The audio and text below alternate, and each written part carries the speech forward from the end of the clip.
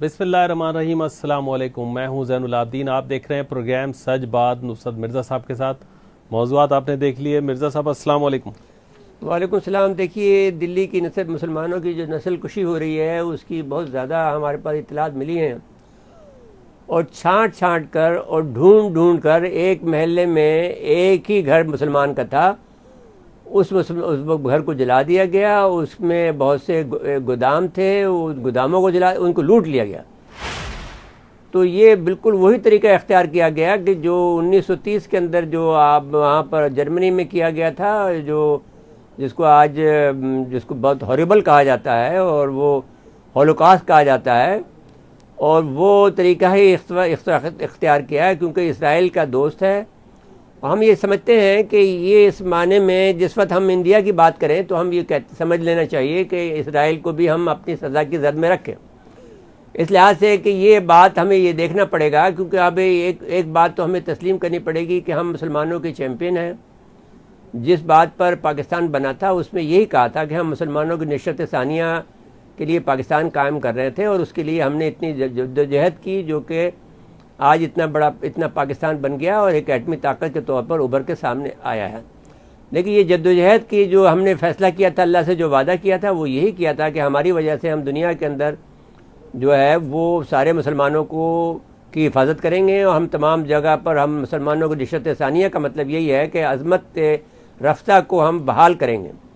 تو اس کے اندر ہماری سلطنت عثمانیہ تھی، اس میں مغل سلطنت تھی۔ تو ہم نے جو ملک بنایا تھا وہ اب وقت آ گیا ہے کہ ہم اس کو بتائیں کہ ہم تمام دنیا کے مسلمانوں کے حفاظت گار ہیں، اور سب سے پہلے انڈیا کا جو ہم نے وعدہ کیا تھا، کیونکہ انڈیا کے مسلمانوں نے چاہے ہمارا اس وقت مخالفت کی ہو، لیکن ہم انڈیا کی قائد اعظم محمد علی جناح نے، جو ہمارا قائد ہے، اس نے یہ کہا تھا کہ ہماری جو طاقت ہے، اگر پاکستان مضبوط ہوگا تو انڈیا کے مسلمانوں کی حفاظت کر سکے گا۔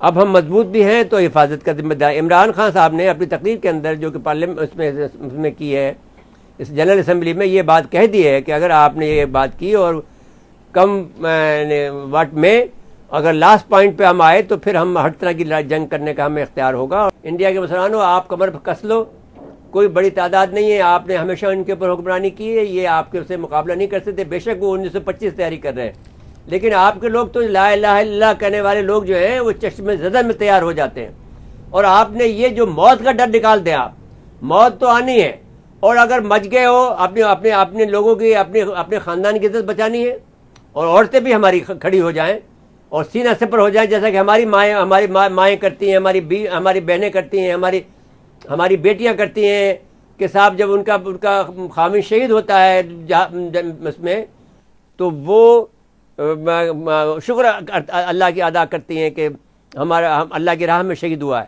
یہ ہمارا فخر ہے پاکستان کی فوج کا۔ اچھا، آپ جو ابھی کہہ رہے تھے نا دلی کے مسلمانوں کو، ڈاکٹر اسرار احمد نے، یہ ہوتے ہیں جہاندیدہ لوگ جو نظر رکھتے ہیں آنے والے زمانے پہ۔ ان کی بات ہم نے دیکھو، جناح نے یہ بات کہی تھی نا، ان کے اور اس کے بعد میں جناح کے بعد میں جو سب سے بیوقوف آدمی جو لٹ آدمی تھا ہمارا پرویز مشرف، اس نے بھی کہی تھی۔ ان کی بھی ایک کلپ ہے، دکھائیے۔ پہلے ڈاکٹر اسرار صاحب کی کلپ دکھاتے ہیں کہ وہ کیا کہہ رہے تھے، اور انڈیا کے مسلمانوں کو کچھ سوچنا چاہیے، ان چیزوں پہ پہلے سوچنا چاہیے تھا، اور اب تو اور زیادہ سوچے۔ پہلے وہ کلپ دکھاتے ہیں۔ یہ بالکل ہو جانے والی بات ہے، نہ سمجھیے گا جو ہسپانیہ میں ہوا تھا اور جو اب بوسنیا میں ہو رہا ہے وہ یہاں نہیں ہو سکتا، اس لیے کہ بھارت کے ہندو کا یہ ڈکلیئرڈ آبجیکٹو ہے کہ اس زمین کو پاک کرنا ہے۔ یہ نجس ہیں، یہ ملچ ہیں مسلمان، اور ان کو یہاں سے ختم کر کے دم لینا ہے۔ دیو رس کا ابھی ایک سرکولر شائع ہو چکا ہے، تمام ہندو سماجی سیاسی تنظیموں کو اس نے یہ لیٹر بھیجا ہے، سرکولر بھیجا ہے کہ اب وقت آ گیا ہے کہ ہم کمر کس لیں کہ بھارت کی پاک سرزمین کو مسلمانوں کی نجاست سے ہمیں پاک کرنا ہے۔ اور میں آپ کو یقین دلاتا ہوں کچھ تھوڑا سا رد عمل پاکستان اور بنگلہ دیش میں تو ہوگا، باقی پوری مسلم ورلڈ میں کوئی رد عمل نہیں ہوگا۔ میں گارنٹی، آئی اسٹینڈ گارنٹی، کہیں سے کوئی رد عمل نہیں ہوگا، اس لیے کہ ایودھیا کی مسجد پہ انہوں نے دیکھ لیا، ہم نے بھی جو رد عمل کیا ہے وہ کوئی صحیح رد عمل تو نہیں تھا۔ ہم نے مندر گرا دیا، کیا حاصل ہوا؟ بدنامی دنیا میں مول لے لی، دینی اعتبار سے بھی غلط اور دنیاوی اعتبار سے بھی غلط، فائدہ کچھ نہیں، نقصان ہی نقصان۔ لیکن یہ کہ بنگلہ دیش میں ہو گیا، پاکستان میں ہو گیا، باقی پوری دنیا میں किसी ने यह भी नहीं कहा कि ये दोबारा मस्जिद बन जानी चाहिए, वरना हम अपने तिजारती ताल्लुकात खत्म कर लेंगे। सफारती तो बहुत दूर की बात है, कोई अल्टीमेटम ऑफ वॉर तो बहुत दूर की बात है, तिजारती ताल्लुकात खत्म करने की भी किसी एक मुसलमान मुल्क ने धमकी नहीं दी। तो उन्होंने नब्ज देख ली है कि गैरत नाम था जिसका गई तैमूर के घर से।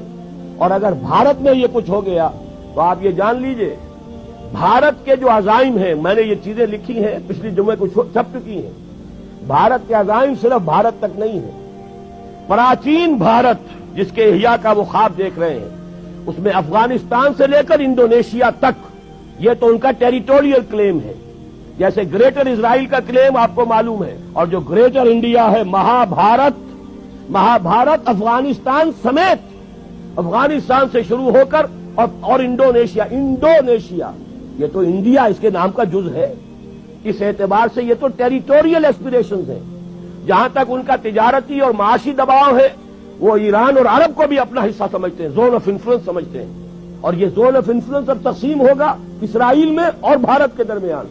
और इसके बाद जो आप परवेज मुशर्रफ साहब की बात कर रहे थे ना, वो भी दिखा दे। जब इंडिया गया उन पे किस तरह तंज कर रहे हैं, और क्या मौलाना कर रहा है, क्या कह रहे थे वो, देखो कि अब वो दिखा देते अपने नाज़रीन को, कहते साहब हमारे ये लोग बड़े मुतमईन हैं, 70% हमारे जो ये लोग हिफाजत करेंगे, हिंदू हिफाजत करेंगे, वो ये हिफाजत की ना, अभी हमें दिखाते हैं कैसे हिफाजत हो रही है। जी जी, मुस्लिम्स अपनी प्रॉब्लम्स को सोल्व करने की और सोल्व करवाने की ताकत रखता है, आपकी नसीहत की जरूरत नहीं।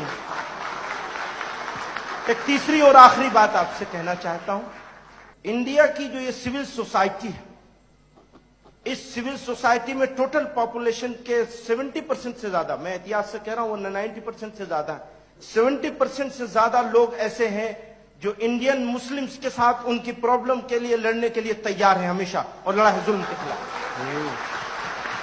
आप अपने किसी रिमार्क से प्लीज, चाहे यहां करें और चाहे पाकिस्तान में रह करके करें, इंडियन मुस्लिम्स को एलिनिएट करने की कोशिश ना करें प्लीज। Thank you.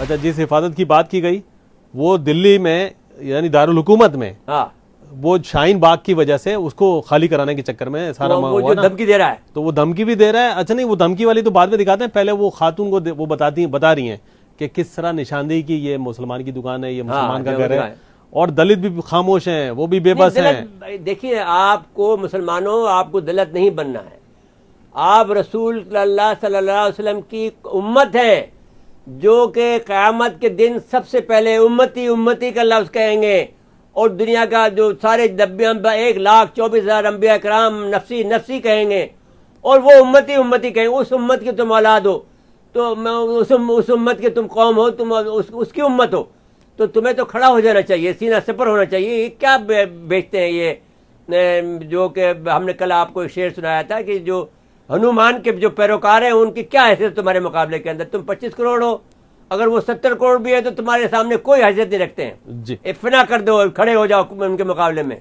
हिम्मत करो जी। ये खातून की वीडियो दिखाते हैं, पहले वीडियो दिखाते हैं इनको। मेरी कार को ले जाके पहले उन्होंने कार को फूका, फिर उसके बाद में कारखाना पता था कि वो आपकी गाड़ी है? हाँ जी, उन लोगों को मोहल्ले वालों ने बताया जी इस चीज़ को, उनको नहीं पता, मोहल्ले वालों ने सब बताया ये सलीम भाई की गाड़ी है। उन्होंने मेरी कार को आग लगाई, आग लगाने के बाद एक कारखाना था, कारखाने को आग लगाया अलमारी के। उसके बाद में मेरे भाई के यहाँ पर आ गए, मेरा भाई वहाँ रहता था, झुग्गी गिर रखी थी, उन्होंने वो झुग्गी के अंदर आए, उन्होंने पहले झुग्गी में आग लगाई, तोड़ फोड़ करी, लठ बजाए खूब, झुग्गी के अंदर वो आग लगा दी, वहाँ बहुत आग लगी बहुत तगड़ी। फिर भाई को पकड़ के लाए, मेरे को भाई को पकड़ के लाने के बाद गली में खड़ा करा, खड़ा करके उन्होंने 2 गोलियां मारी भाई के, 2 गोली मारने के भाई मेरा भाई गिर पड़ा। गिरने के बाद वो फिर उठा, गोली लगने के बाद वो खड़ा हुआ तो उसे फिर उसके लात घूंसे मारे, वो फिर गिर पड़ा। गिरने के बाद वो उठ नहीं पाए, जब उठ नहीं पाए तो उसको पकड़ के मेरे भाई को, जो आग लग रही थी, 6-7 जनों ने पकड़ के मेरे भाई को आग में फेंक दिया। परचूनी वाले की, मुसलमान की, किसी हिंदू की एक की भी अगर हुई हो तो तुम बताओ मास्टर जी मुझे, आप भी कह रहे हो तो इस बात के लिए। ये मुस्लिम का इस एरिया में पूरे में ये अकेला मुस्लिम का था, एक उस तरफ है अफजाल भाई का, हाँ उस तरफ, ये दोनों गोदामों में आग लगी। ये किसका था? ये हमारे कमरुद्दीन भाई हैं, उनका था। उस समय जिस तरह भीड़ का माहौल जिस तरीके से चलता हुआ आया, उन्होंने किसी से ये नहीं पूछा कि मतलब कौन ये है, मतलब मुस्लिम है या ये हिंदू जाति से, ऐसा कुछ भी नहीं हुआ। वो तो आए, उन्होंने सीधा मतलब इस तरीके से आए कि उनको जैसे पहले ही उनको सब कुछ पता ही था, सारी इन्फॉर्मेशन। किस चीज से रहे अब ये जला के पीछे तो हम लोग तो यहाँ से सब जा ही चुके हैं। उसके दूसरे दिन बच्चे को काट कर नाले में डाल के चले गए और उसके बाद ये शुरू हो गया। तीन दिन से ये हमला शुरू। अब मिर्जा साहब, अब ये वीडियो के बाद वो जो लोकसभा की रुकन है, हाँ, वो बड़ी खूबसूरत मैंने तस्वीर की है उन्होंने, और उन्होंने जो ये मैं पहले बता दूं आपको कि महू है इनका नाम, मोइत्रा, बड़ा टिपिकल नाम है, वेस्ट बंगाल की बंगालन है ये, और इनकी पार्टी है ऑल इंडिया ट्राइनमूल पार्टी। इसकी जो सदर हैं, जो इनके पास 22 सीटें हैं, और इनके सदर जो है ममता बनर्जी हैं जी। उन्होंने खुद ऐलान किया है वहाँ पर कि मैं बंगाल में, वेस्ट बंगाल में ये जो कानून है वो लागू नहीं होने दूंगी। और इनकी पार्टी में खुद इसने, महू ने, जब ये पेश हुआ तो उसके अंदर इसको के खिलाफ तकरीर की और इसको नहीं माना। तो लेकिन इसके बावजूद भी क्योंकि उनके पास ज़्यादा मौजूद है, ये खातून कृष्णा नगर जो है वहाँ पर वेस्ट बंगाल में, वहाँ से मुंतखब होकर आई हैं और बहुत खूबसूरत तरीके से मोदी के खिलाफ मैंने जो मंजरनामा है वो पेश कर रही हैं जी। But the truth is you betrayed the very citizens who voted for you. You did not come to power on the vote of the Hindu right alone. You came to power because a very large section of ordinary people, the aspirational middle of the road voters, cast aside whatever reservations they might have had about your past and believed you when you said sabka saath, sabka vikas, which they took to mean development for a united India. You have betrayed the young voter who was eagerly looking forward to his first job. You've betrayed the small businessman by your foolish decision of demonetization, killing his market, ruining business for no fathomable reason. You've betrayed thousands of tribal people in Gujarat whose land you took to build a statue and to whom now you've given jobs as toilet cleaners. You have betrayed them by questioning the citizenship of the very citizens who voted you to power. A meeting of Holocaust survivors was convened in Poland to commemorate the 75th liberation of the dreaded Auschwitz camp. Only 200 people are still surviving. And the one resounding message, perhaps the last in their lifetime, that they gave to the rest of the world was this: Auschwitz did not fall from the sky. Auschwitz happened because people were indifferent to the plight of others who professed a different faith from them. All Holocaust memorials today serve as one reminder, not that it happened, but that it could happen again. We need to remember that it happened because not only of those who pressed the switch of the gas chamber, but also of those who sat back and watched when their neighbors were first marked out systematically and then dragged from their homes. The NPR, the NRC, and the CCAA are all tools in this Machiavellian design to first mark out, then disenfranchise, and finally annihilate. This is your biggest betrayal of those who voted for you. Nobody wanted to be part of this us versus them debate. As every election comes and goes, your members demonize dissent, exhorting your supporters to shoot people who stand up to you. Today, you have let a person who was banned by the Election Commission for speaking for 36 hours to come to the floor of the House and present the manifesto of the ruling party for the Delhi Assembly elections. You have the executive authority to do so, but your government, remember, depends on a higher authority, moral authority. Three things: a majoritarian government, a subservient media, and a pliant judiciary. Any one alone cannot destroy a nation as we know it, but a combination of all three can prove deadly. We are not gaddars today because we point this out. We are peheredars, guardians of our soil and our constitution. जिन्हें नाज़ हिंद पे वो कहाँ है, यहाँ है।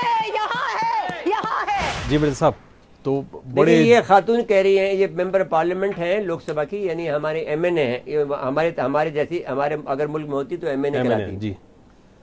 ये महू कह रही हैं कि मोदी हुकूमत सिर्फ, और बहुत बड़े जज्बात से कह रही हैं और दिल से कह रही हैं, मुनाफत से नहीं कह रही हैं, वो बहुत ही संजीदा है जी। वो कहती हैं कि मोदी हुकूमत सिर्फ हिंदुओं के वोट से बरसरे इक़्तिदार नहीं आई है, आपको जिन आम लोगों ने वोट दिया उन्हें सरेआम दिन दहाड़े मारा जा रहा है। आपके माजी पर तहफ़्फ़ुज़ात रखने के बावजूद आम लोगों और नौजवानों ने इसलिए वोट दिया था कि इंसाफ होगा, तरक्की होगी, मगर आपकी बेवफाना पॉलिसी से छोटे कारोबारी तबके को दिवालिया का सामना है। وہ تباہی کا شکار ہے، کیونکہ بازاروں میں دکانیں جلائی جا رہی ہیں، لوگوں کو قتل کیا جا رہا ہے، جس طرح گجرات میں مسلمانوں کو کیا گیا تھا۔ آپ کو ووٹ تمام لوگوں نے اس لیے دیا تھا کہ آپ اپنے ووٹ دینے والوں سے ان کی شریعت کے بارے میں سوال کریں۔ کیا انہوں نے سوال کیا ہے کہ کیا سوال یہ کریں؟ اس لیے ووٹ دیا گیا تھا۔ انہوں نے کہا کہ ہولوکاسٹ جیسی تاریخ بھارت میں دہرانے جا رہی ہے، اور اس کے لیے وہ طریقہ وہی اختیار کیا گیا۔ انہوں نے کہا کہ 1930 میں جو واقعہ ہوا، اس کا جو ابھی کچھ دنوں پہلے جہاں پہ اس کی جو برسی منائی گئی ہے ہولوکاسٹ کی، اس میں جو بتایا تھا کہ وہ چن چن کے ان کو مارا جاتا تھا، اور اس کے ذمہ دار نہ صرف وہ جنہوں نے گیس چیمبر پہ بٹن دبایا تھا وہ ذمہ دار تھے، بلکہ وہ لوگ بھی تھے ذمہ دار جو خاموش رہ کے تماشائی بنے ہوئے تھے، اور یہ تم لوگ ہنس رہے ہو اس وقت تو تم بھی ذمہ دار ہو۔ اس نے کہا کہ میڈیا جو ہے بھارت میں جو ظلم ستم کیا جا رہا ہے، اس میں حکومت، عدلیہ اور میڈیا تینوں کا کردار ہے۔ میڈیا ظلم کے خلاف آواز نہیں اٹھا رہا ہے، عدلیہ میں دنگا کرنے والوں کے خلاف فیصلے نہیں ہو رہے ہیں، اور حکومت کھل کر بلوائیوں کا لفظ بھی غلط ہے، بلکہ جو حملاور دہشت گرد جو ہیں ان کا ساتھ دے رہی ہے۔ میں اس میں ترمیم کر رہا ہوں کہ لفظ بلوائی کی جگہ دہشت گردوں کا ساتھ دے رہی ہے۔ جی اچھا، ایک کلپ اور ہے، پھر اس کے بعد ہم بریک پہ چلے جائیں گے۔ رانا ایوب کی کلپ آپ دکھا دیجئے جو CNN سے، جی بی بی سی کے پروگرام میں وہ ان سے سوال ہوا دلی کے معاملے میں، ہنگامے کے معاملے میں، تو انہوں نے کھل کے بیان کیا کہ اس کا ترجمہ لیکن آپ بریک کے بعد کر دیجیے گا۔ جی ٹھیک ہے۔ تو ناظرین یہ ویڈیو دیکھیں آپ، اس کے بعد ہی ہم بریک پہ چلے جائیں گے۔ Close to 40 lives have been lost. 40 people have been killed, and it is one of the most alarming situations because this is the worst communal carnage in New Delhi after the 1984 genocide of Sikhs. And this is not something that happened overnight. It has been building up over decades, over days and weeks, when ministers in the Modi government have been giving hate speeches against Muslims. A week ago, the Union Minister Giriraj Singh made a speech that Muslims should have moved to Pakistan in 1947. 2 days later, Kapil Mishra, who is a legislator of the BJP, gives a speech in the presence of police officials that after Donald Trump leaves India, we will take things in our own hands. Another minister for corporate affairs says, shoot the traitors. The traitors, of course, means Muslims. And you saw it manifesting itself in the way the violence panned out across Delhi. While Narendra Modi was hosting Donald Trump, Hindu nationalists were climbing on top of a temple, on top of a mosque. They were placing a saffron flag and desecrating the Quran, and all this is happening while Donald Trump Narendra Modi is hosting Donald Trump. While it is everybody's responsibility, certainly Matthew, to cool tempers, but the biggest responsibility lies with the government of India. It took 3 days for the Prime Minister of the country to issue a statement on Twitter that peace and harmony should be maintained. As we talk, neither the Home Minister, who is in charge of law and order in the country, nor the Prime Minister has reached out to those who have been killed, to those who have been injured. The hospitals in Delhi resemble a war zone, and the hate speeches that have been made in the country have not been made by leaders of the opposition, but by ministers in the ruling government. So the accountability lies with Prime Minister Modi and his ministers, because these are the people who have provoked and led to this anti-Muslim carnage in Delhi, which we are witnessing, which has been building up over quite some time, the way Modi government has really been acting.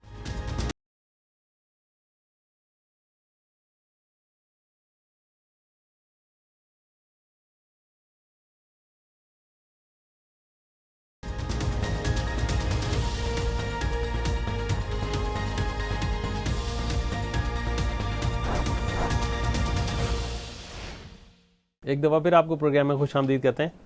اچھا مرزا صاحب، یہ جو ہم نے video دکھائی تھی ابھی، دیکھیے صاحب، یہ رانا ایوب صاحبہ ہیں، مجھے ان کی زندگی کو خطرہ لگتا ہے، اور لیکن یہ اللہ حفاظت کرے، کیونکہ جو آدمی بڑی ہمت والی خاتون ہیں، اور بہرحال ایک صحافی ہیں، بمبئی میں رہتی ہیں جی، تو وہاں سے ان کو لیا گیا ہے BBC نے، تو ان سے پوچھا گیا ہے کہ کیا صورتحال ہے، انہوں نے کہا کہ دلی میں 40 لوگوں کا دن دہاڑے مارا جانا المیہ ہے۔ جس وقت اس سے انٹرویو لیا گیا اس وقت 40 کا فگر تھا، اب یہ 43 یا 44 پہ پہنچ گیا ہے جی۔ آج بھی ایک آدمی کو مار دیا ہے۔ 1984 کے بعد میں یہ خوفناک تصادم ہے۔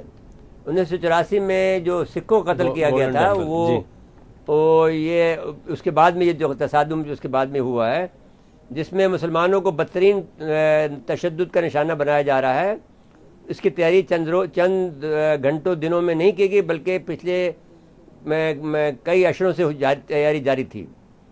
भारतीय जनता पार्टी के रहनुमा खुलकर मुसलमानों से नफरत का इजहार करते रहे हैं। ये हम अभी वीडियो दिखा देंगे, क्योंकि उन्होंने खुल के कहा था कि हम इनका जो बाग में, कौन सा बाग है, शाहीन बाग में जो खवातीन बैठी हैं उनको हम अपने यानी ट्रम्प के जाने के बाद ही हम ले लेंगे। लेकिन वो ट्रम्प की मौजूदगी में उन्होंने शुरू कर दिया था मस्जिद को उन्होंने शहीद कर दिया था जी। मोदी हुकूमत के वज़रा इंतहा पसंदों को मुसलमानों के खिलाफ उभारते रहे हैं, उन पर तशद्दुद करने का ऐलान करते रहे हैं। तशद्दुद का लफ्ज़ भी ठीक नहीं है, मारने का ऐलान करते रहे हैं। एक हफ्ता कबल home ministry Gary Raj Singh ने कहा कि मुसलमान पाकिस्तान चले जाएं। भारतीय जनता पार्टी के लीडर कपिल शर्मा पुलिस के सामने कहते हैं कि मुसलमानों को छोड़ना नहीं है, यानी उनको मारना है। धरने में बैठी और ख़वातीन और लोगों को मारना है। डोनाल्ड ट्रंप जब भारत में खिताब कर रहे थे, ऐन उसी वक्त इंतहा पसंद हिंदू एक मस्जिद के गुंबद पर चढ़कर मस्जिद को शहीद कर रहा था और मस्जिद में कुरान पढ़ की बेहुरमती की जा रही थी। अब पाकिस्तान के मुसलमानों को भी होश में आना चाहिए, वो खुलकर हिंदुस्तान के मुसलमानों की मदद करे, जैसे भी बन पड़े, जिस रास्ते से भी बन सके, पानी से, हवा से, दुआ से, जो तरीका हो वो तरीके से आप करें। अच्छा मेरे साहब, एक वीडियो और है जिसमें जो ये सब कुछ होने के बावजूद फिर और क्या कह रहे हैं मुसलमानों के लिए, हाँ जो वो बता दीजिए। पुलिस हमें मौका दे और हम देखें कैसे साफ करवाते हैं। हाँ वो कहते हैं हम मिनटों में साफ कर देंगे। तो ये भी दिखा देते हैं। टैग लाइन हम जोड़ते तोड़ते नहीं, परंतु जब हम तोड़ने पाते हैं तो ऐसा तोड़ते हैं ना शाहीन बाग नजर आएगा ना कोई और करूं। जत्थे आपको दिख नहीं रहे साहब, ये जत्थे ही जत्थे दिख रहे हैं, जत्थे जत्थे। और अगर जलवा देखना तो मैं बता दूं भाई, अगर शाहीन बाग चलना पड़े चाहिए, तैयार हो क्या? मेरे को सर हाथ कंगन को आरसी का, पढ़े लिखे को फारसी का, अपना सिस्टम तैयार है। ये ट्रेनिंग सेंटर है। देश के गद्दारों को गोली मारो, देश के गद्दारों को गोली मारो। चुनाव आयोग मुझे नोटिस दे, मैं सरेआम कह रहा हूँ, इन देश के गद्दारों का इलाज करनी चाहिए। ये नहीं भेजेंगे तो हिसाब किताब लिख लें, लिस्ट बना लें। एनपीआर तैयार इनसे होता है तो हो। हमारे पास बांग्लादेशियों की भी लिस्ट है, पाकिस्तानियों की भी लिस्ट है। करनी सेना बॉर्डर पे छोड़ के आएगी, हिसाब लगा रखा हमने। हमारा रजिस्टर तैयार है, करनी सेना का रजिस्टर तैयार है, और अपने रजिस्टर को लेकर घर घर में घुसेंगे। जहाँ जहाँ घुसपैठियाँ मिले हर प्रकार से उनको सम्मान देकर बॉर्डर पे भेजेंगे। राजनीतिक दल पर टिप्पणी नहीं करना चाहता, मैं सबक कह रहा हूँ। अगर दिल्ली पुलिस नाकाम है तो हल्का सा इशारा कर दे, स्पष्ट न कहे। ये जो इतने सारे भगवादारी खड़े हैं ना, ये अभी चलेंगे सीधे यहाँ से। 15 मिनट लगते हैं, 15 मिनट।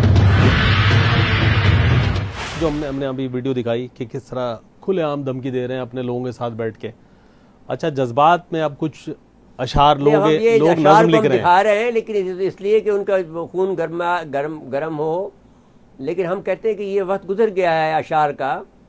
दिखा जरूर रहे हैं हम आपको, लेकिन ये वक्त गुजर गया। अब इस वक्त तो अब अमल का वक्त है। आपके हाथ में तलवार होनी चाहिए, आपके पास बंदूकें होनी चाहिए, आपके पास बम होने चाहिए, आपके पास हर तरह की चीज़ होनी चाहिए, इसलिए कि अब ये मुकाबला का मामला है जी। अब वो इख्तियार देता है, यूएन चार्टर आपको इख्तियार देता है। कोई दहशतगर्दी नहीं है भाई, हम जो कोई हम पे इल्जाम लगाया दहशतगर्दी नहीं भाई, अपने दिफा के लिए तो आदमी कर सकता है जी। यूएन चार्टर के ऐन मुताबिक होगा अपना दिफा करना। ये नौजवान है और ये काफ़ी मकबूल है सोशल मीडिया पे, तो इनके नज़म सुनाते हैं, अभी अपने नाज़रीन को दिखाते हैं। सब याद रखा जाएगा, सब कुछ याद रखा जाएगा।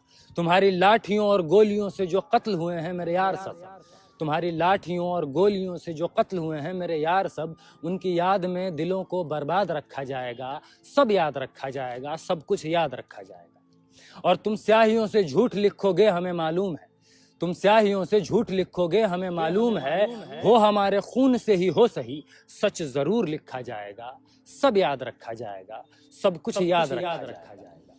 मोबाइल इंटरनेट टेलीफोन भरी दोपहर में बंद करके, मोबाइल टेलीफोन इंटरनेट भरी दोपहर में बंद करके, सर्द अंधेरी रात में पूरे शहर को नजरबंद करके, हथौड़ियां लेकर दफ्फतन मेरे घर में घुसा।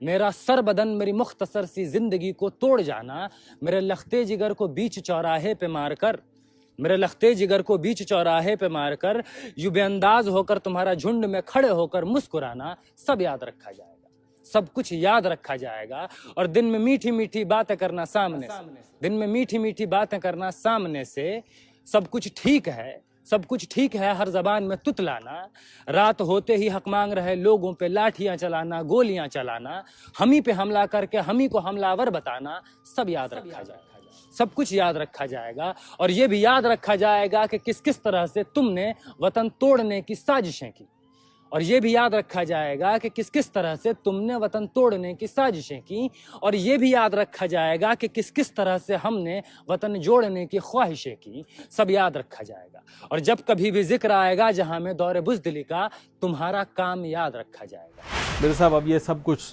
हमने इसलिए दिखाया है कि सही जो सूरत-ए-हाल है वो लोग खुद देख लेंगे क्या हो रहा है, हमारे नाज़रीन कराम देख लें और इसके बाद में फैसला कर लें कि अब पाकिस्तान के मुसलमानों को ये बड़ी बड़ी गाड़ियों में घूमना है, बड़े बड़े महलों में रहना है, या उनकी मदद भी करनी है। फिलहाल तो PSL की तकरीब करवानी है इंडियन से हमें। अच्छा, वो एक बहुत बड़ी गलती है, उसकी सजा इनको हम दिला के रहेंगे। किसको मिलेगी सजा? सबको मिलेगी जो भी इसमें शामिल है इंशाअल्लाह ताला, आप यकीन मान लीजिए। ठीक है। अच्छा, और हम ये चाहते हैं कि हुकूमत भी ऐसे आदमी के हाथ पे, इमरान खान जैसे आदमी के पास हुकूमत नहीं रहनी चाहिए, बस फाइनल वो करें इस बात को। ये तो अब मसला ये कि जो अल्लाह के पर भरोसा करो, अल्लाह पे भरोसा करो। अच्छा चलिए, उसी से मदद मांगते हैं, और किससे मदद मांगे हम? बिल्कुल ठीक है। अच्छा, एक वीडियो और है जी, मतलब नज़्म है, साहिल लुधियानवी साहब बहुत बड़े शायर, बड़ी मशहूर नज़्म है। बहुत बड़े शायर और नज़्म भी उनकी बहुत मशहूर है। वो भी सिर्फ हम आपको बताने के लिए बता रहे हैं। तो वो जाहिर है ये सब चीज़ों से लोग जब जज्बात में आते हैं तो वो कुछ ना कुछ इज़हार ख्याल करना चाहते हैं, और नहीं, अब इज़हार ख्याल की बजाय हम अमल का वक्त हम चाहते हैं कि अमल हो। लेकिन कुछ लोगों के जज्बात इन सब चीज़ों को सुन के भी कुछ ठंडे होते हैं। बहरहाल वो नज़्म सुनाते हैं आपको। जुल्म फिर जुल्म है, बढ़ता है तो मिट जाता है, खून फिर खून है, टपकेगा तो जम जाएगा, खाके सहरा पे जमे या कफे कातिल पे जमे, फर्क इंसाफ पे या पाए सलासिल पे जमे, तेग बेदाद पे या लाशाए बिस्मिल पे जमे, खून फिर खून है, टपकेगा तो जम जाएगा। लाख बैठे कोई छुप छुप के कमी गाहों में, खून खुद देता है जल्लादों के मस्कन का सुराग, साजिशें लाख उड़ाती रहें जुल्मत के निकाब, लेके हर बूंद निकलती है हथेली पे चराग। जुल्म की किस्मत नाकारा और रुस्वा से कहो, जबर की हिकमत पुरकार के ईमा से कहो, महमिले मजलिस अक़वाम की लैला से कहो, खून दीवाना है, दामन पे लपक सकता है, शोलाए तुंद है, खिरमन पे लपक सकता है। तुमने जिस खून को मक्तल में दबाना चाहा, आज वो कूचो बाजार में आ निकला है, कहीं शोला, कहीं नारा, कहीं पत्थर बनकर। खून चलता है तो रुकता नहीं संगीनों से, सर उठाता है तो दबता नहीं आईनों से। जुल्म की बात ही क्या, जुल्म की औकात ही क्या, जुल्म बस जुल्म है आगाज से अंजाम तलक।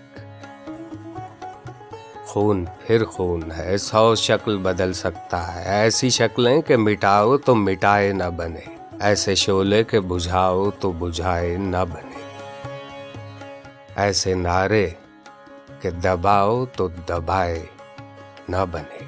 जी मिर्जा साहब, ये तो हो गया, लेकिन अब बात ये कि कुछ अमली काम करने का जो आप कह रहे थे, बस उसका काम है अमली काम करें, और सारे मुसलमान दुनिया के, पहला काम तो अरबों से हमारी अपील है कि सारे हिंदुओं को निकाल दें। 85 लाख रहते हैं, 85 लाख निकालेंगे तो उनके यहाँ पर जलजला आ जाएगा। इंडिया के अंदर जलजला को ला दो, मैं कहता हूँ कि जलजला ले आओ। मैं तो आर्टिकल लिख चुका हूँ ऑलरेडी, लेकिन अगर ये लोग नहीं मानते हैं तो अपने बुरे वक्त का इंतजार करो। वो भी एक वीडियो है, हम आपको दिखाना चाहते हैं, दिखाएंगे कभी असरार साहब की, कि सबसे ज़्यादा हम बात अरबों की होगी कि ये लोग सबसे ज़्यादा कुरान मजीद अरबी में उतरा, ये बात सारी बात समझते हैं। इसके बावजूद भी ये लोग मंदिर कायम करते हैं दुबई के अंदर, और अब जो अबू धाबी है या UAE है जो है, वहाँ पर इनको सज़ा मिलेगी बहुत सख्त किस्म की। तो उसके लिए ये तैयार रहे, बाकी अल्लाह की मर्जी है, जो कुछ भी हो वो फैसले वही करता है। ठीक है, अब आज सबको मौका देता है। जी, अब आ जाए अफगानिस्तान वाले अफगानिस्तान पर, जो कि अभी से एतराज गड़बड़ शुरू होगी। मैंने आपसे कहा था कल, लेकिन ये कश्मीर जैसा मसला बना के छोड़ेंगे। इस तारीख साज जो मौका था, इसकी एक पेजबंदी की थी हमीद गुल साहब ने, यहाँ वो दिखा दें तो वो एक दिखाते अपने नहीं, ये बात देखिए, मिर्जा असलम बेग ने भी मुझे कहा था कि आप यकीन मान लें ये हारेंगे, وہ ایک پورا کلاس تھی اس زمانے کی, لوگ ان پر ہنستے تھے. آپ یقین مان لیجیے ہمارے جنرل حضرات ہنستے تھے, جو نوجوان جنرل حضرات ہیں نا, جو آج کے جنرل حضرات ہیں, وہ ان کے اوپر ہنستے تھے کہ دیکھو کتنا پرانی باتیں کرتے ہیں, کیسے ہو سکتا ہے. لیکن کس قدر صحیح ثابت ہوئی. اور وہ پھر میں کہتا تھا مرزا صاحب, جنرل صاحب آپ یہ بات کریں صحیح ہے. میں حمید گل بھی میرا بہت پیارا دوست تھا, میں اسے کہتا تھا کہ میں بعض اوقات اسے مذاق کرتا, یار تم ایسی باتیں کرتے ہو, بیکار کی باتیں کرتے ہو, تمہارے تو کوئی ہوتا کچھ نہیں. کہ مرزا صاحب آپ یقین مان لیں, ہنس کے مسکراتا تھا, میری باتوں کا برا نہیں مانتا تھا, اور کہتا تھا کہ تم آپ یقین مان لیں ایسا ہی ہوگا. دکھائیے جس ISI کو آج مورد الزام ٹھہرایا جا رہا ہے, جب تاریخ رقم ہوگی تو کہیں گے کہ ISI نے امریکہ کی مدد سے سوویت یونین کو افغانستان میں شکست دے دی. پھر ایک اور جملہ ہوگا, ISI نے امریکہ کی مدد سے امریکہ کو شکست دے دی. جی میرے صاحب تو بات تو ٹھیک ہے. آپ دیکھیں, آپ کچھ بھی آپ کہہ لیں, ذہن پہلے روس کو شکست دی گئی, شکست ہوئی ہے. جی کل جب بات ہم نے کی تھی تو دیکھیے 78 سال پہلے برطانیہ کو شکست ہوئی, اور 1989 میں روس کو شکست ہوئی. جی اور آج کیا دن ہے, کل 29 فروری 2020 کو امریکہ کو شکست ہوئی. امریکہ نے گھٹنے ٹیکے ان دہشت گردوں کے سامنے, ان کو تسلیم کیا جن کو دہشت گرد وہ کہتے تھے, جن سے بات کرنا پسند نہیں کرتے تھے. اب ٹرمپ کہہ رہا ہے کہ میں پہلی فرصت میں ان سے ملوں گا, ان دہشت گردوں سے. تو ہم تو سلام پیش کرتے ہیں ان کو, دہشت گردوں کو. جو دہشت گرد تم جیسے کہتے تھے وہ اسلام کے سچے سپاہی ہیں. ایک وہ ہیں اور ایک وہ ہمارا بیٹھا ہوا ہے حزب اللہ والا. ہم ان دونوں کو سلام پیش کرتے ہیں, جنہوں نے ناک میں دم کر دیا ہے, اس کو شکست دی ہے حزب اللہ نے. اچھا, ان ساری جہادی تنظیموں سے متعلق منور حسن صاحب کا ایک بہترین جملہ ہے, سنا دو بس, بہت مختصر سے کلپ ہے. منور ہمارا بڑا عزیز دوست ہے. آپ نے اور بھی 2-3 اشارے کر دی نا, تو اب وہ موضوع آ گیا ہے, تو منور حسن صاحب کی دکھاتے ہیں. ہم تائید کرتے ہیں حزب اللہ لبنان کے حامی ہے, حماس فلسطین کے حامی ہے, حزب المجاہدین کشمیر کے حامی ہے, طالبان افغانستان کے حامی ہیں. یہ جتنی جہادی تحریکیں ہیں, ان جہادی تحریکوں نے امت مسلمہ کا بھرم باقی رکھا ہے. امریکہ شکست کھا چکا ہے. جی میرے صاحب, جی بات صحیح ہے کہ جب ظلم ہوگا مسلمانوں پہ, نہیں تو بات یہ نہیں, بات یہ کہ مسلمان کا یہ کام چھوٹ بھائیوں کا کام نہیں ہے. ہم سے اسٹاک ایکسچینج اسٹیٹ بینک میں لا کے بٹھا دیا ہے, IMF کا بندہ حافظ شیخ کو بٹھا دیا. نکالو ان کو, کیا ان کی حیثیت ہے, اور اپنا جو اپنی قوم سے مدد مانگو. دیکھو کیسے مدد کرتی ہے. اشرف غنی صاحب نے بھی اپنی اڑی لگانی شروع کر دی کہ میں 5000 بندے جو چھوڑنے کا اعلان کیا وہ میں نہیں چھوڑوں گا, وہ تو ہمارے سے جب معاہدہ ہوگا تو چھوڑوں گا. تو وہ تمہیں کوٹ کے رکھ دیں گے, تمہارے ہوش کو دماغ. آپ کی ریٹی کیا ہے, آپ کی کابل تک ریٹ ہے, اس کے بعد آپ کو جب ایک بم کا دھماکہ ہوگا نا کہ اس میں آپ کے کابل کے اندر, تو آپ کو پتہ چل جائے گا کہ آپ کی ریٹ کیا ہے. آپ کو 5000 آدمی کیسے چھوڑتے نہیں ہو. معاہدہ ہوا ہے وہ اچھا ہوا ہے, لیکن ذمہ داری سب کی ہے یکساں. بہت سی باتیں ان کو یہ چاہیے کہ یہ جو اشرف غنی صاحب ہیں, اپنے آپ کو جو ان کی حیثیت ہے چارانے کی, وہ اسی میں رہے. اس سے زیادہ اپنے آپ کو بڑھ کر اکڑ کے بات نہ کریں. طالبان سے میں نے جو طریقہ کار ہے پشتونوں کا, جی عزت کے ساتھ میں, جو ان کا جو بڑا ہوتا ہے, جو بڑے کے ساتھ میں بڑے کا سلوک کرے اور سرنڈر کریں, ختم کریں. کیونکہ جن کی حیثیت تھی نا, تو ان کے ساتھ تو معاہدہ کیا اور تم نے اندر بھی آنے نہیں دیا. جی تو یہ اس سے ہی سمجھ لینا چاہیے. اچھا اب آ جائیں ذرا یہ کورونا والے اور وہ نہیں تو تمہارا تو حال عبداللہ اڑا کے رکھ دے گا تمہیں. جی بات جاری سیدھی جنگ پر. آپ کو ہم نے بتا دیا تھا پہلے بھی کہ 4 اسٹیپس ہیں جنگ کے. ایک نکلے گا برطانیہ میں یورپی یونین سے, دوسرا پھر یہاں پر بہت بڑی تعداد میں مائگریشن ہوگی, جو اب شروع ہو جائے گی. آپ دیکھ لیجئے گا. جی یہ جو کرونا وائرس ہوا ہے, اس کے بعد میں ابھی تو رک گئی نا. جی ایک قسم کا آپ نے دنیا کو جام کر دیا ہے کرونا وائرس نے. جامنگ ڈیوائس لگا دیے کرونا وائرس کے ذریعے سے. اب ہر جگہ سے ایران سے آمد بند, پاکستان سے آمد بند, سعودی عرب کے تمام راستے پر. سعودی عرب کا بٹا بیٹھ جائے گا, اس کی معیشت چلتی ہے ان کے پر سارے کے سارا. جو اب عمرہ پہ لوگ جاتے ہیں, ابھی بتاؤ پیٹرول سے کہاں سے چلے گی. پیٹرول توڑ گیا. اب امریکہ کو تمہارے پیٹرول کی بھی ضرورت نہیں ہے. تمہاری حیثیت 2.5 آنے سے زیادہ نہیں رہ گئی ہے. ابھی میں تمہیں اس لیے کہہ رہا ہوں کہ بات یہ ہے کہ آپ جو کچھ بھی کر لیں, اس میں سیدھی بات کر لیں کہ اب ہم نے بھی یہ کام کر دیا, بہت اچھا کیا. جو ہمارا تھا کردار وہ ہم نے ادا کر دیا. ہم نے آپ کو بنا کے دے دیا. اب اگر تم شرارت کرو گے, اور یہ دھمکی دے رہا ہے ٹرمپ کہ اگر آپ کیسے آئیں تو بگ بینگ کے ساتھ آئیں گے, بڑی طاقت سے ساتھ آ جاؤ. پہلے کیا مل گیا, ابھی آ جاؤ کہ ہاتھ کنگن کو آرسی کیا ہے تمہیں کیا کریں گے. تمہارا وہ حال کریں گے کہ تمہیں تو تباہ برباد ہونا، تمہارا نام و نشان نہیں رہے گا. جی اچھا اب آ جائیں ذرا یہ کورونا. آپ بھائی کورونا وائرس میں پاکستان نے یہ کام کیا ہے کہ افغان بارڈر بند کر دیا. جی اور اس میں جو خطرہ ہے اس میں دو خطرے ہیں. کورونا وائرس کا خطرہ ہے، دوسرا یہ ہے کہ یہ سول وار اگر ہو جائے تو ہماری طرف سے کوئی آدمی اندر نہیں گھسے. جو وی ڈیڈ ویل.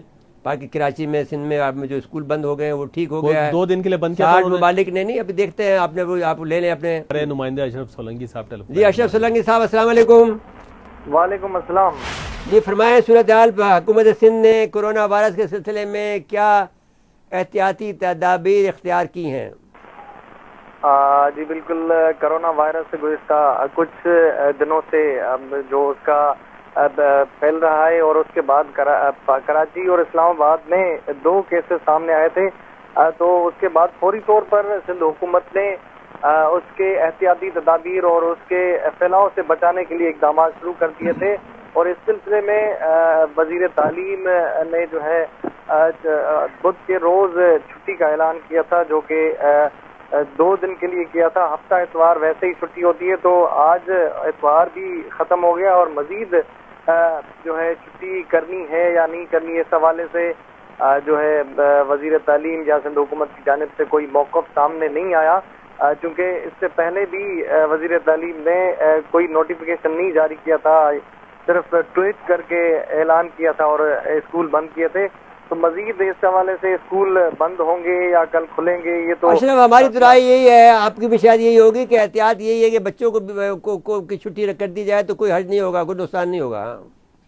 ہاں جی بالکل. جیسے بلوچستان میں 15 مارچ تک چھٹی کی ہے، تو یہاں پر بھی شہریوں کا اصرار ہے. شہری جو والدین ہیں ان کا کہنا ہے کہ وہ اگر چھٹی مزید بڑھا دی جائے تو اس میں کوئی حرج نہیں ہے، کیونکہ یہ ایسا وائرس ہے کسی بھی اگر بچے میں پھیل گیا تو مر جائیں گے، بہت نقصان ہو جائے گا، فیملی میں پھیل سکتا ہے. اس لیے ہی ضروری ہے کہ سندھ حکومت کو نہ صرف اسکول بند کرنے چاہیے بلکہ اسکولوں میں جو اگر تدریس کا عمل چل بھی رہا ہے تو وہاں پر بھی ان کو جو ہے احتیاطی تدابیر کے حوالے سے اسکول ٹیچرز کو، ہیڈ ماسٹرز کو باقاعدہ طور پر ان کو بریفنگ دی جائے. اس سلسلے میں پرائیویٹ اسکول تو کرتے نظر آ رہے ہیں، لیکن جو گورنمنٹ اسکولوں میں فی الحال جو ہے آئسولیشن وارڈز مختلف اسپتالوں میں جو ہے وہ بنائے. ان کے علاوہ کوئی سندھ حکومت نے کوئی احتیاطی تدابیر یا اس طرح کا کوئی جو ہے کچھ انتظام نہیں کیا. لیکن جو سول اسپتال اور دیگر جو سرکاری اسپتال ہیں وہاں پر یہ انتظامات کیے ہیں. آغا خان میں بھی ہو گیا ہے، آغا خان میں بھی ہو گیا. بالکل. آغا خان میں جتنے بھی پرائیویٹ انہوں نے تو ویسے ہی بنا لیے ہیں، لیکن جو سرکاری ہیں وہاں تو سندھ گورنمنٹ کی ذمہ داری ہے. تو سندھ گورنمنٹ نے اعلان کیا ہے اور وہاں پر قائم بھی ہو گئے. اس حوالے سے سی ایم کو 2 روز قبل بریفنگ بھی دی گئی تھی کہ سندھ کے دیگر شہروں حیدرآباد، سکھر، لاڑکانہ اور جہاں جہاں بھی ہسپتال سرکاری ہیں وہاں پر یہ کیا گیا ہے. اس سے احتیاطی تدابیر کے لیے آپ کی ملاقات نہیں ہوتی ہے سی ایم سے کبھی؟ جی بالکل. پریس کانفرنس میں تو ملاقات ہوتی ہے اور آپ کہہ دیں یہ بات ان سے کہ بھئی آپ فوری طور پر کریں، یہ کیا کر رہے ہیں آپ؟ بالکل. مختلف موقع پر جو ہے سی ایم پریس کانفرنس کرتے ہیں. ہم آج اپنے پروگرام کے ذریعے سے ان سے مطالبہ کرتے ہیں کہ وہ سارے سندھ کے اندر ہمارا جو آخری پوائنٹ ہے، ہمارا جو سندھ کا جو وہاں سے لے کر اور کراچی تک، اور کراچی میں بھی جو ہمارا بابا بھٹ کا جو جزیرہ ہے وہاں تک، سب جگہ پر وہ بنا دیں یہ جو وارڈز اس کے لیے اسپیشل. تو بالکل بنانے چاہیے، کیونکہ سندھ کے جو دیہی علاقے ہیں وہاں پر تو آگاہی نہیں ہے لوگوں کو، ان کو پتہ ہی نہیں ہے کہ کرونا وائرس ہے کیا اور اس سے احتیاطی تدابیر کیا. بھائی اس کا تو علاج بھی تو ابھی نہیں طے ہوا، کم سے کم اس میں صرف احتیاط کرنی ہے. ابھی تو کیا کریں پھر؟ بالکل احتیاط ہی کرنا ہے. اور یہ نہ صرف شہروں میں بلکہ دیہی علاقوں میں زیادہ اس کی جو ہے، اور ہماری آبادی بھی زیادہ دیہاتوں میں رہتی ہے اور بہت مسکین حالت ہے، بہت زیادہ غربت کے اندر رہتی ہے. بالکل. پہلے ہی اسپتالوں کی صورتحال آپ کو پتہ ہے کہ سندھ کے اسپتالوں میں بہت ہی زیادہ خراب ہے، بہت ظلم ہے بھائی. ابھی تک ہم کیا کریں؟ کرونا وائرس کا تو مطلب اس سے بچاؤ اور اس کا علاج تو ہے ہی نہیں. تو لوگ اگر پھنس جائیں گے اس میں تو بڑا مشکل. نہیں، اللہ خیر کرے گا، نہیں ہوگا انشاءاللہ تعالیٰ، لیکن پھر بھی احتیاط تو کرنی چاہیے. بہت بہت شکریہ اشرف صاحب آپ کا، آپ نے وقت دیا. جی جو کچھ سندھ گورنمنٹ نے کیا ہے اس سے بہت زیادہ کچھ کرنے کی ضرورت پڑے گی، زیادہ کرنی پڑے گی اور پہلے سے کر لیں تو بہتر ہے. تو مجھے کہا جا رہا کہ وقت ختم ہوا. جی ناظرین آج کے لیے اتنا ہی. آئندہ پروگرام تک کے لیے اجازت چاہتے ہیں. اللہ حافظ.